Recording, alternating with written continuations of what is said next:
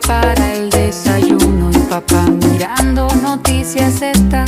Mis hermanos discutiendo tonterías que no importarán, y yo sin saber en ese instante que la vida enseñándome está. Ese ruido de la casa, ese arriba de mamá, eran notas de una orquesta que no vuelve a sonar. Las mochilas en el suelo, los besos sin pensar, eran trozos de